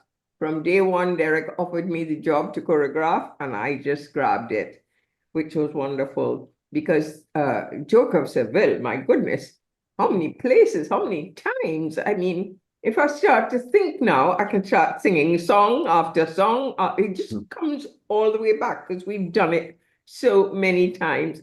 And yes, Michael, Cherrie, the understanding of ritual is bang on, because that started me too thinking, how do I create all this ballet training that I've had, and you want me to do what? Stick fight? You know? So how to turn what you've learned to transform and add and build on our culture, our Caribbean aesthetic, to make this significant to this production. If Walcott could turn a Spanish production into a Trinidadian, well, I guess I could turn, you know, A ballet to a stick fight, yes. yeah, make the dance work. So it's Yep. really, really special. And I mean, there were people at that time, we haven't called the names, so let me very quickly call people like Noble Douglas, Alison C. Paul, Adele Bino, you know, who were dancing with Walcott with the theatre workshop at the time. And I just want to say that, you know, what Walcott was doing was so special then and will continue to be in hindsight, that Rex Nettleford says Trinidad Theatre Workshop was the water of the Caribbean. Think about it. You can't even live without water. That's what Nettleford said of the Trinidad Theatre Workshop. So thank you all. I won't call you children again. Everybody big and cool and very big hard back cool people. Carol, Lord. thank you. wonderful time. Made us look beautiful. And when we did it again together, because I did it so many times, it was wonderful. Thank you. Thank you, Carol. Thank you, Thank Carol. you. Thank you very you much. so Thank much. you very much. Thank you for turning my two left feet into a left foot and a Me right too. Ah. Me Oh, You know, too. I feel I could dance. Thank God. I was right up in the front. Teach me, You Carol. were Teach me. always good. You could remember the choreography. I couldn't remember the choreography at all. boy. Terrible. Thank you, Carol. Yeah, very welcome. But we thank Walcott, because without him Yes. Yep. saying that we could do musicals, you know, Yes. we would have been stuck with. Yes. Yes. Can you share something about the impact of the music of the Joker on Trinidad at the time, during the productions and so on? The audience, the general audience, the public must have loved the songs. The music is infectious beyond. And I know one of the huge elements, the big appeals to me was the music. To sing, Cecelia went and bathed full voice, even though I wasn't on stage, you still want to sing that song. I think McDermott, the combination of Galt and Derek's lyrics, and even for our production, they introduced a couple new songs. I think the music is vital to the enjoyment of the piece. Yeah, from what I understand, That's true. like Joker was like the first theatrical box office hit in Trinidad. I mean, this is what I was told. I mean, there was like That's lines. absolutely true, Michael. That's Yeah, absolutely true. 36 night run, longest ever. Wow. Been broken. Wow. 36 I mean, it was the nights. kind of thing that you heard about Yeah. as you're growing up as an actor, that you heard Yeah, we about heard Joker. about it. You didn't even Very see it, true. but you just knew it was something That's true. substantial. Yeah. Yeah. I want to touch on what you said, Wendell, about Galt's work in the music, because there was something about it that felt very, very connected to me and to us as a people, because it somehow transcended time and space, and you could hear like parang in it as well in the music. And it was just such a beautiful hybridization, a new form of music, and you could only call it Caribbean Creole music. Well, did you guys, when Andre Tanker was the band that Well, Andre actually did Tija. This one was right. Ron Reed. Ron Reed. Ron Reed as well, right? So I get back to what Michael was saying. There were like 3 different casts at one time. So there was Andre Tanker, and then Ron Reed came in, and then Simon was there. So it was a rich What was the guitarist's name? Also a rich, Iwat rich. Serant. Yes, Yeah. yes, Yes, Peace be Iwat upon him. Serant. yes, Yes. yes. You would so all the music that all the musicians that went into each transition of the cast just lent to that richness of the music was just so absolutely incredible. Yeah. And a big part of the original music, I should say the original soundtrack, because for our production there was new music written, but a big part was Andrew Beddoes' voice. The Andrew, original, that, the whole thing of, you better watch yourself, old man. Yes, Nobody yes. can. I mean, that's kind of like based on real stick fighting songs, like, prisoner leve, native leve boy, Congo. That kind of, Andrew Authenticity. I mean, Beddoes, Andrew Rooted, Beddoes' connected voice to was, you source. couldn't get more Yeah. authentic than that voice. Exactly. Yeah. Exactly. Yeah. On the original. And then when we traveled, we had the one and only Redman. Redman. One and only Yeah. Redman.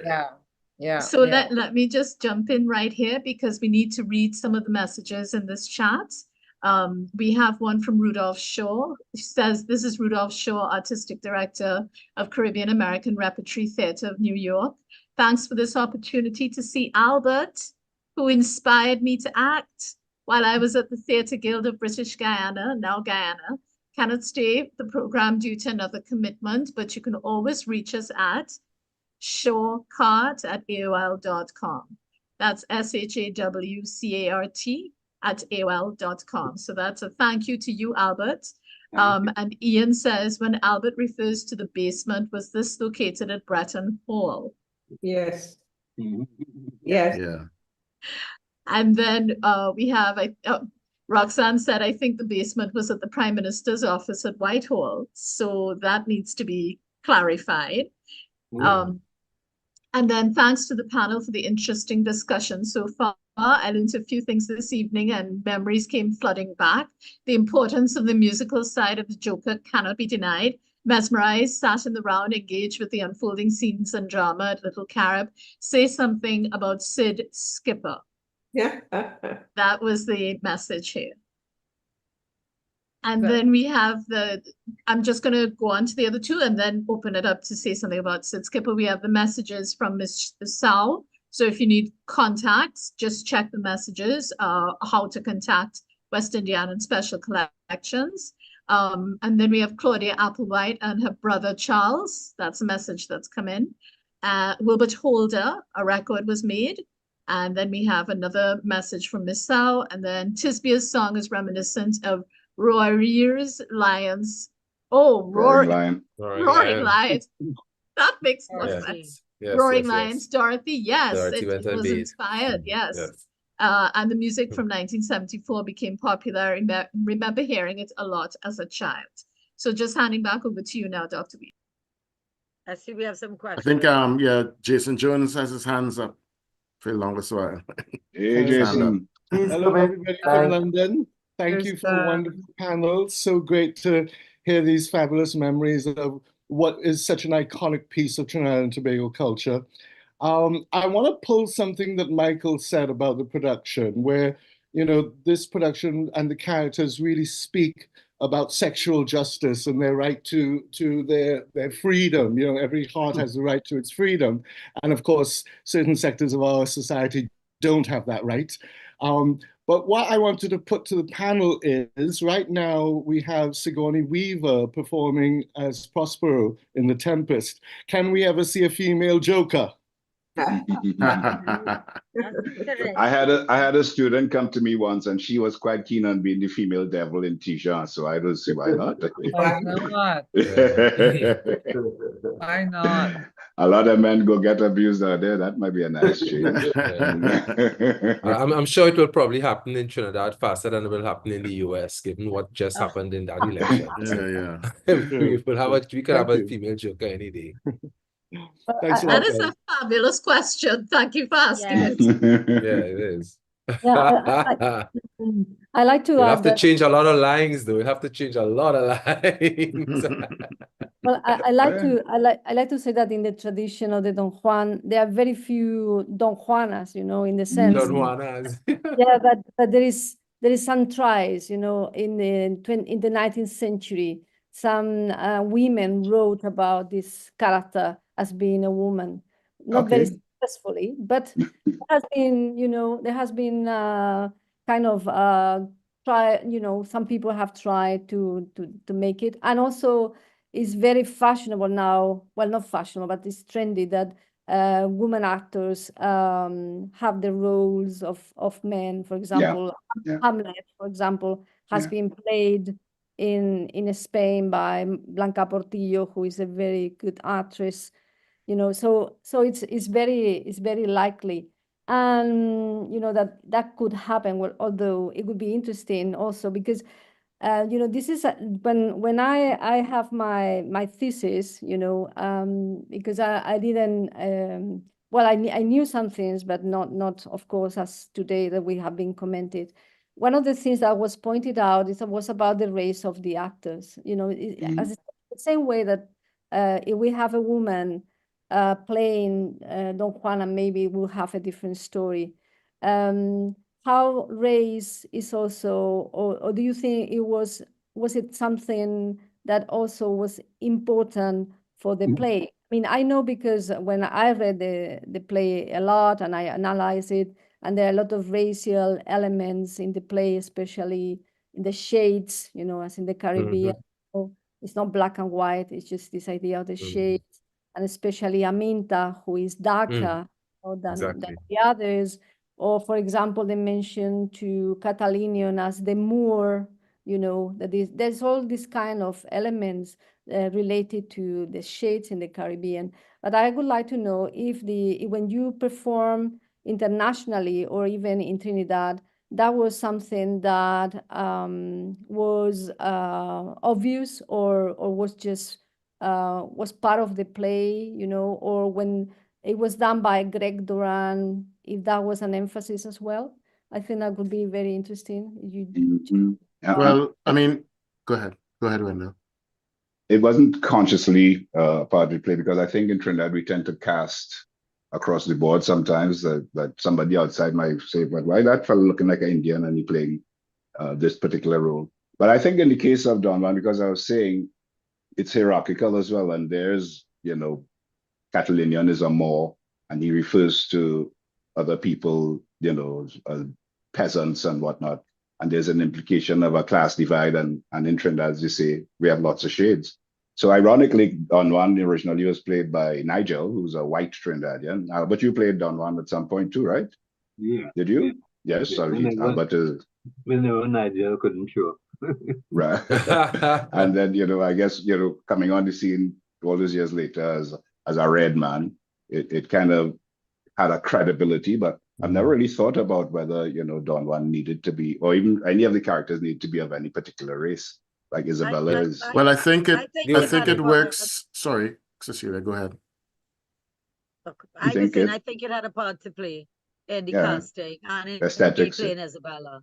Yeah, I always thought, of course, in the 1974 production, it was Helen Camps. Yeah. Right. So I know they saw me as I came in, any part, they wanted me to be Moon in that Dream on Monkey Mountain, but I didn't want to do that. I did not want to be the White Moon, and I didn't do that part. But I thought it played a part in the casting and the hierarchy of the production. And I remember Greg telling me that 95% of your job is done in the casting. Yeah. So in his, and I was so it is. I think the only character, as you said, would have been Aminta. When she says the shades, I love that. Derek is painting the shades of the Caribbean through all of us. Well, also, it works. It works for a play like the Joker of Seville, because especially at the time and given our I guess colonial history, a lot of the conquest. A lot of the conquest happened in the bed, a lot of the, that whole sort of mixing of different races has brought about that Creolism and different, different colors happening. And, I mean, it makes sense. It makes sense to do a production like Joker of Seville, where this guy is kind of sleeping with all these women, kind of thing. In a sense, it's a symbol for for Europe or Africa and India and so on, just kind of come into this melting pot of, stick crossing and stick doing all kind of different stuff. So yeah. Okay.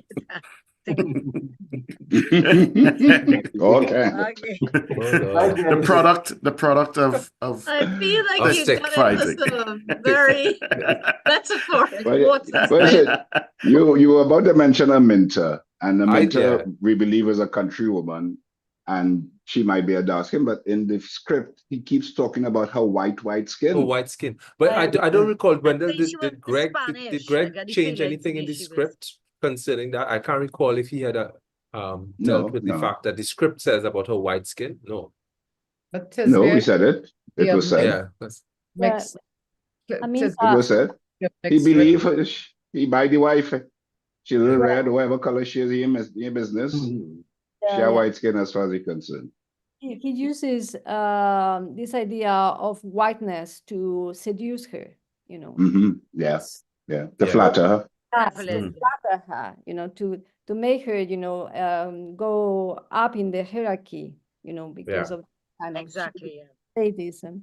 Yeah, and it's really interesting. And I'd like to just add something in relation to Tisbia, and how well Walcott played with the language and the songs, because this is the song of fire in the water, that is one of the songs, and in the Spanish play, Tirso says, fuego, fuego, zagales, agua, agua. So it means fire, fire, boys, water, water, Amor, amor, clemencia, que se me abraza el alma. So it's like love, my soul is about to burn, So Walcott uses all these Spanish elements to create this. Tempest is seething in me and shall burst. Yes, yeah, exactly. So, so it's very interesting for me also. This The heat of this bosom. exactly. But the community of sensibilities, in a sense, is a very Caribbean play, but at the same time, is full of elements that relate to the Spanish tradition of the Don Juan in El Burlador. So that's really, he's a master of joining, as you pointed out, the elements and this idea of the syncretism, super syncretism, and making it Caribbean, and not Spanish anymore, and also this idea that he's a conquistador, but at the same time, he lives with a Catalonian that is his servant and is a slave, so all these elements make the play very interesting. But also remember that this is part of a tradition of the Don Juan that comes from Europe, but is developed around the world, and Walcott takes the tradition and creates the own tradition, from the Caribbean point of view. That is the very, very interesting thing. Right, guys, I want some spontaneity as we come to a close. Just give me 2 or 3 lines that stick with you that you remember from the play. Yeah, each of you. Pardon? Give me 2 or 3 lines from the play that stick with you, that always stay with you. Tisbia went on base. I saw a fish.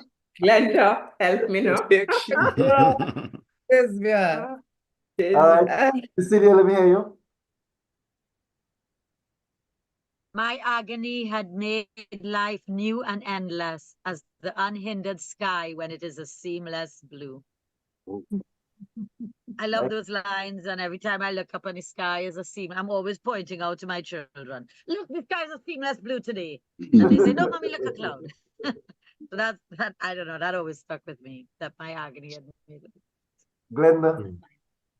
You know, just the opening of that it's an aria. If from the darts of Cupid's bow I tis I'm immune, still bright is my unblemished brow as the unblemished moon. Yeah, it's just that, just. Thanks, To me, Roger. the line of yeah, Roger, go ahead. It's in the song The Sower.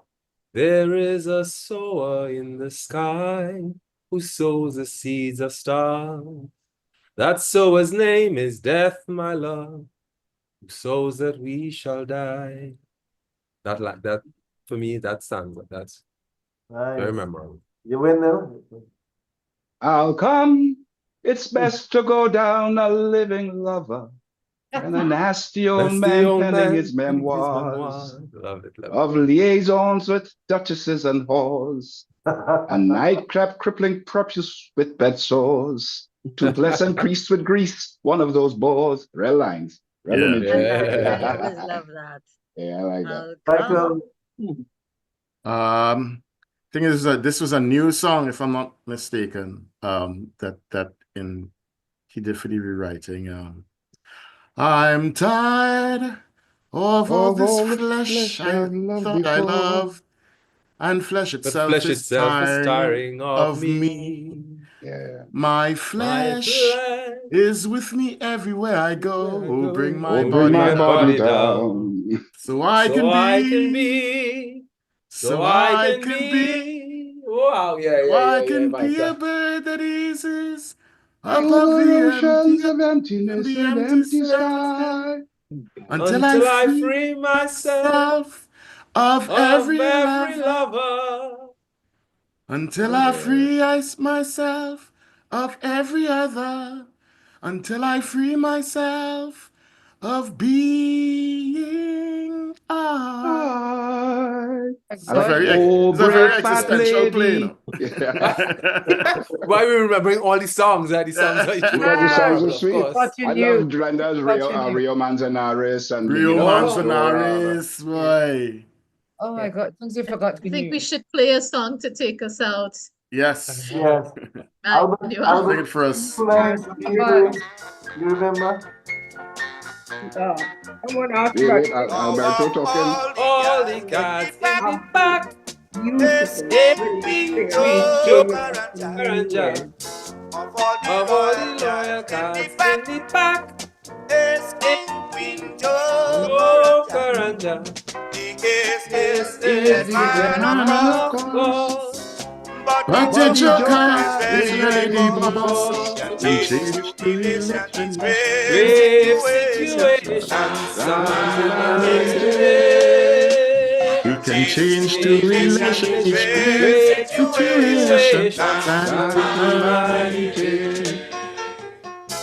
Now this words and humanity. It's better pity, that's what it means. This words and humanity. Albert, any lines? Any lines that you remember? No, not at this point. Albert say he does spaghetti lines as soon as he do them. You want to be an actor? Know your lines. Then forget them. There you go.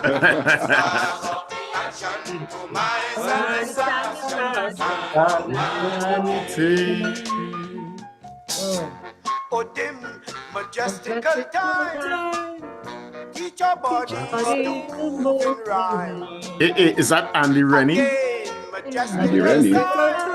Andy Rennie. Andy Rennie. Hey, that's him. When we sort out things and not do just things.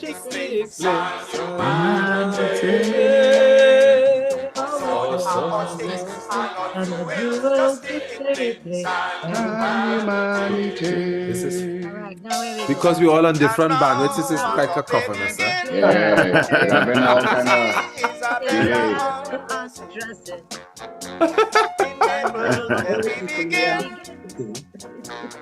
See Isabella undressing. She was to play with a Have you in bed? But but she pulled Joker instead. Candle, start up the scandal, humanity. Candle, start up the scandal, humanity. All right, guys, allow me to give thanks. Allow me to give thanks to the staff of the Department of Creative and Festival Arts for the support, our head of department, Mr. Jessel Marie. I must give thanks as well to the head of department then when we started this, Mr. Louis Mark Williams, during the pandemic. Give thanks to Patti, my co-host, for agreeing and ably assisting me, to Roger McCollin, although he was not well, started us off, Emmanuel and Solia for coming in and picking up with the technical work and so on. And give thanks to you, to all of you, my panel and my esteemed panel, for your contributions. This is history. The Joker of Seville is about history. Trinidad was originally Spanish, were the first colonizers after the Amerindians, of course. We're not colonizers, but we were first. So, you know, and how we as artists always keep delving and exploring our history in order to better understand ourselves and as we come into being as Caribbean people. And this is a historical document that will remain for young dramatists and cultural workers and people who are learning about Trinidadian history and cultural history so that they can understand better the whole process and the development of the work that has been done. So very, very important. I'm really pleased and thankful to you for your contributions. I'm thankful to the people outside, that is the audience, outside of the panel, Dr. Lachapelle, contributions, and all the others who offered comments. Thank you very, very much, and enjoy the rest of Sunday evening, sorry. All right, over and out. Bye. Thank you. Thank you very much, everybody. Thank you, everyone. I like to have a round of applause for all of you, and especially for Albert. All right, round of applause. Hey, Albert. Thank you, Dr. Mengibar, Thank all the you, way thank from you. Spain. Yes, a special round of applause for you, Doc. Yes. Yes, Doc. Crosby, hi. Thank you all. Thank you so And I see much. Jillian Bishop. Happy birthday, Jillian Bishop. Today? Oh, okay. Happy Hey, birthday, happy Jillian. birthday, Jillian. Like the staff of Aaron, to miraculous, Barbara Jenkins, Leon, Eric Mittridge. Hey, Eric. Ken Cosby. So good to see you. Nice.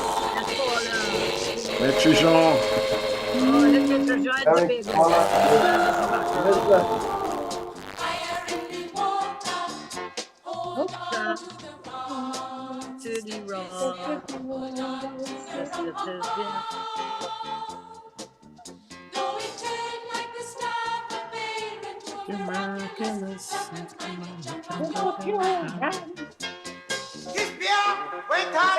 Eric, Claude Reed. Yeah, boy. Good. So they don't have a recording. Catalina. Oh yeah. Because they're recording of 1990. Video. Fire in the water. That rock is the rod of correction. You should go and watch it, you know. Born to the promised land. Oh yeah. Yeah. To celebrate the anniversary. Yeah, I never say it. You can do that at the libraries. Yes. At the library? Right on here.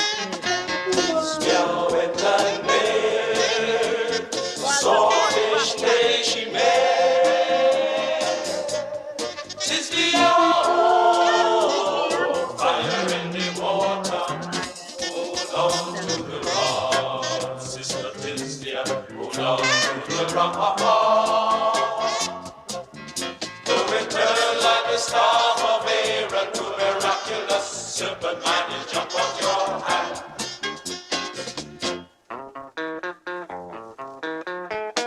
Tis pure winter day, the swordfish day and she Tis pure